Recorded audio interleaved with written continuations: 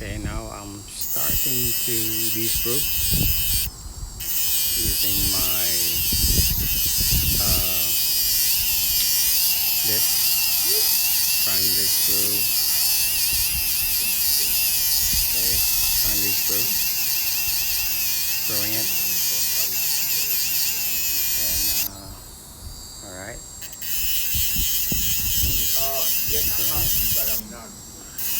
Slowly de-screwing it.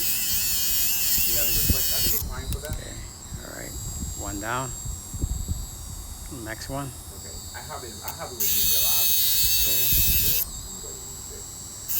Slowly and carefully de-screwing it, making sure I'm not gonna cut my finger, like I always do. You see my hands has already been worn out for working for a long time. So, okay, I'm done de-spruing it. Now I'm switching it to the greenstone. I like this greenstone when I'm reducing my sprue, my remaining sprue. I like using that. I forget what brand. What brand is that? But usually that's what you use for Emax, because you don't want to overheat the material so you don't have the internal cracks. So I'm using that wheel. I'm using the big one. I usually have big and small one, but this time I'm using this big wheel just to, like put on a regular shape, or the original shape. I'm trying to blend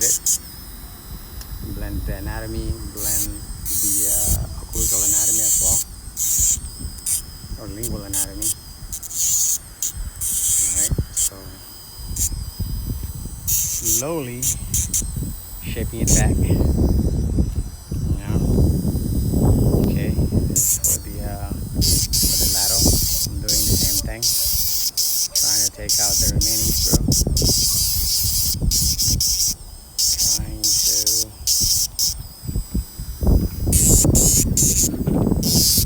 do that again. Like, I'm doing it on and off. I don't want to overheat my metal. Now I'm trying to round the corners. I'm trying to take out, I'm rounding the angle, making sure I'm blending it. I'm blending it to all the surface. You don't want to have corners. When you put it back in the patient's mouth, you don't want to have corners. So you want to make sure you have a smooth, rounded corners. So that's what I'm doing. Lingual anatomy is important as the facial anatomy. For lingual anatomy, you need to make sure that you have the they call it the shovel shape. So so when your tongue goes into there, you can get so you'll have the same anatomy as the rest of the teeth. So you're trying to blend that.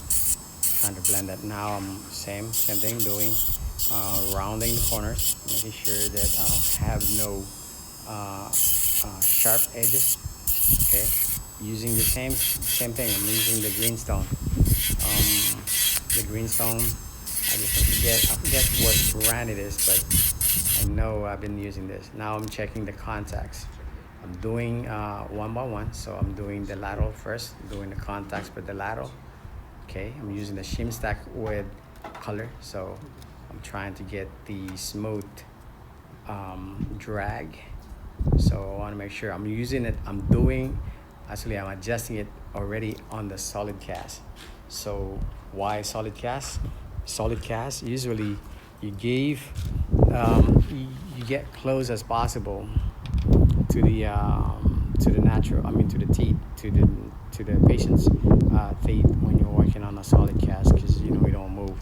It's not like when you're working on the working cast, which is the one that you saw, is you have space in there, so it moves. The solid cast usually is like the most accurate. Now I have the contacts. I have the proximal contacts. Now I'm adjusting the proximal contacts. using the same greenstone, right? So I'm trying to get that up. And excuse my hands. My hand has already been worn out. It's been working for a long time. So make sure, doing the same thing. I'm doing it very lightly because I don't want to lose my contact. So I don't need to add. So I'm adjusting my contact, and as well as the emergence profile. You will, like in dentistry, you will hear a lot of emergence profile. What is emergence profile? Emergence profile is like the shape on the proximals of the teeth. The shape that, like the gums will contour to the to your restorations. So I'm trying to smooth like create the emergence profile on the okay, now I'm adjusting it again. I'm adjusting the proximal contacts. So proximal contacts, usually I always, when I do my proximal contacts, my goal is to, when the docs deliver my case, my goal is to just like 5 minutes max. So now I have my initial trim. These I already adjusted it. I'm looking, verifying, and checking for the like the corners. Like if I have corners, and making sure that I don't have now I'm lining it up. I'm trying to mimic. Now I'm trying to mimic the same anatomy of the adjacent to it. Especially for the 8 and 9, which is the two centrals. You need to make sure, because like that's like you need to make sure that you get close as possible to the other one, to the other central and the laterals. So you want to make sure you have you get it. So I'm usually like mapping it out by marking the anatomy. So if I see the anatomy on the other tooth, the natural tooth, then I need to put it on my restorations, on my Emax. So that's what I'm doing. I'm trying to mimic and trying to mark it out. I'm marking it out, and now lightly. Okay, this is very important. Lightly, I'm using my high-speed diamond. Lightly, you don't do it too much, because you can crack it. You can get internal cracks for the when you use diamonds on Emax materials. You need to be very, very careful. So I'm just doing it lightly. Right now I'm putting my my characterization. I'm putting characterizations on my labial surface, or the facial surfaces. So I'm trying to mark out with my high speed the anatomy that I trace from the teeth.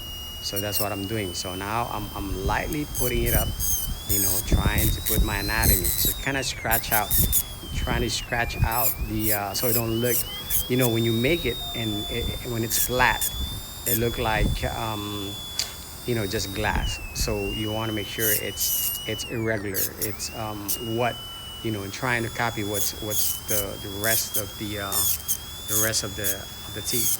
So that's what I'm doing. So I'm just trying to making sure I have all the anatomy, the facial and the lingual anatomy. So now, okay. Okay, now I'm going to round up. I use the football. The football is to get a little bit of simulations of the like the facial anatomy, and then I lightly, very careful when you're using the high speed, making sure that you don't overheat it, because like you can get internal. Now I'm doing my lingual anatomy. So I did my facial. Now I'm doing my my lingual anatomy. So lingual anatomy is, like what I said, is important as the facial anatomy, because you don't want to have different shape in the mouth. When you put that in the mouth, you have like when it's bulky or when it's not enough, you know, your tongue will be keep playing with it. I have the same thing. I have my crown, and you know, every time that, you know, my tongue is always in there and playing with it, so I know how it is. So I need to, you know, by experience, I always like, you know, making sure that I have the same anatomy as the rest of the tooth or the rest of the teeth. So now I'm doing the same thing, doing characterization. There's a lot of characterizations when you're making on the anterior, because that's the most challenging actually when you're working on the front tooth. It's because you don't want to, you need to give the same as the you know, it's like 8 and 9. 8 and 9 is very, very hard. So I'm trying to mimic, trying to, you know, like trying to get it at as much as possible, try to copy as much as possible. So doing the same thing. All right, so I just want to shout out for the my guys in the lab, Caleb, Daniel, John Gutierrez, Francis Claver, Alan Canala, David Omokaye, Grant Wolf. Those are my guys. Those are my homies. Those are my homies I always work, you know, every day. So just a shout out to them. They're good guys. So, all right, doing the same thing. Still adjusting. Still adjusting to lingual anatomy. You know, trying to blend it. I'm using the smaller greenstone. This is all the same manufacturer, but it's like a different size. I use the wheel, the big wheel. I have small wheel too, but the greenstone is really good for the Emax. It's different from the one I use for my porcelain, for my beta porcelain. I only use this for my Emax crown. So same thing, you know, like trying to get my anatomy again, trying to create those 15 15-degree angle for my incisal edge. Incisal edge is not straight. Incisal edge is a little bit slanted, which is like about 15 angulations from the, you know, from the, so when you're making it, you know, like the natural teeth, when you do your anatomy, you need to put that 15 angulation for your incisal edge. All right, so doing the same thing again. Excuse my hands, excuse my dirty hands. So there you go. So like trying to round the corners,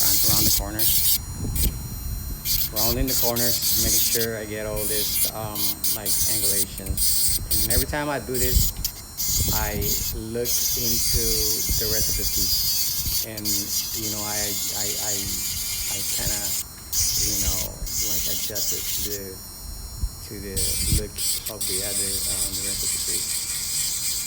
Okay, so doing the same thing. All right. Okay. Okay. Now still adjusting. You know, now I'm like these, like kind of. Okay, now these ready. It's ready for glaze and a little bit of a stain. So that's ready for glaze. There you go. Ready for glaze. Okay. All right. So let's put the glaze in. Okay. Ready for glaze. Okay. I can see it. All right. Let's do this. Where's the glaze? Come on. Okay, here you go. Check it again. All right, check it again. Okay. Come on, let's put the glaze. All right, so check it in. Okay, make sure everything is good. You know, before I finalize and put the glaze, I double check. I look at this like so many times. looking at it so many times just to make sure that I got the right shape, I got the right, you know, before I put the glaze, because that's my final. Now I'm putting my glaze.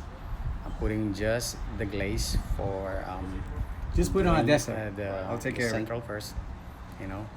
Okay, when you're putting my glaze, when I'm putting my glaze, I always put going towards the margin. So I start from the incisal towards the margin, because you don't want to get the end of the brush to get into your margin. So that's what I fully in. When I put it, I pull it, I pull it, I pull it. All right, so clean my brush, I put it again. All right, just putting my glaze. Okay, so I'm putting my glaze, making sure I get, you know, I coat every surface, making sure I don't cut into my margin. So from incisal, go into the margin. That's how I pull it. So that's the glaze, putting all the glaze. All right. Okay.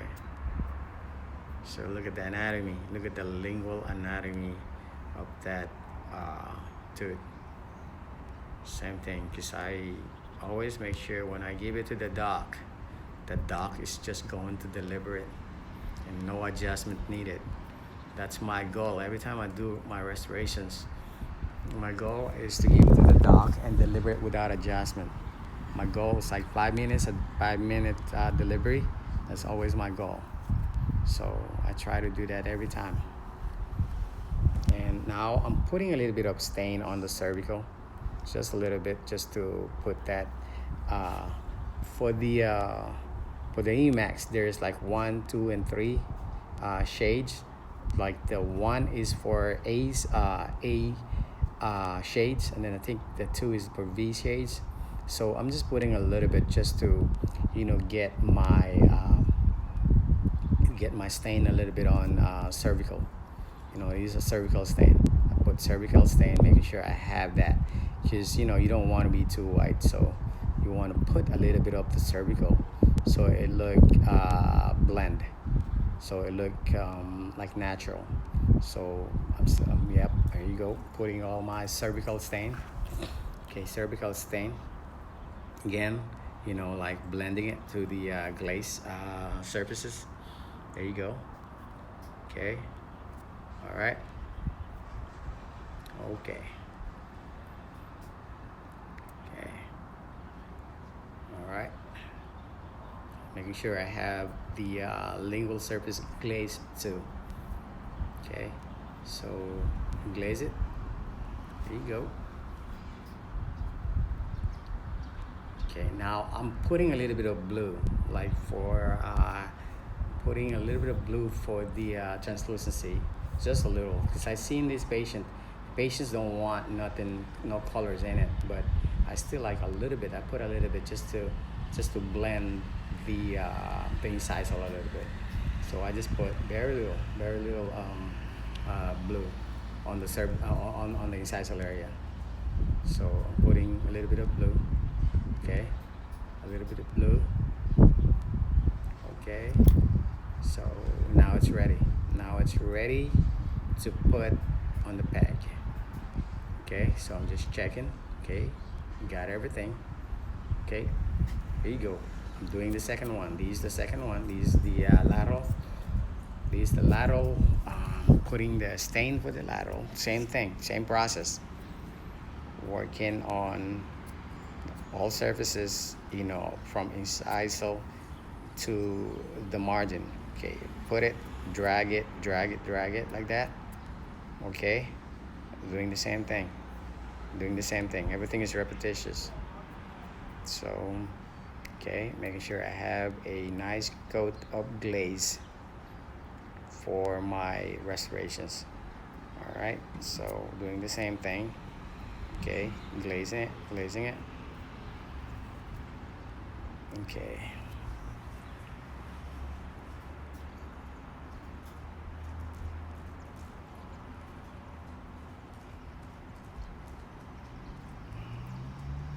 Here you go.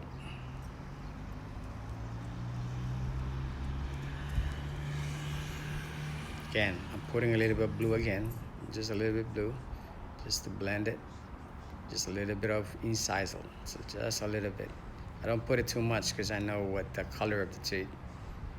Okay, so this technique is a staining technique. Two types of the process for the EmaxPress is the staining and the layering technique. Usually my Dr. Villarreal, he likes just a staining technique like what I'm doing. He likes doing this because I think it's the strength. He said it's about the strength. You know, when you have layering, you have like kind of two materials that you put it on in there. So he likes this staining technique. It's just one solid press.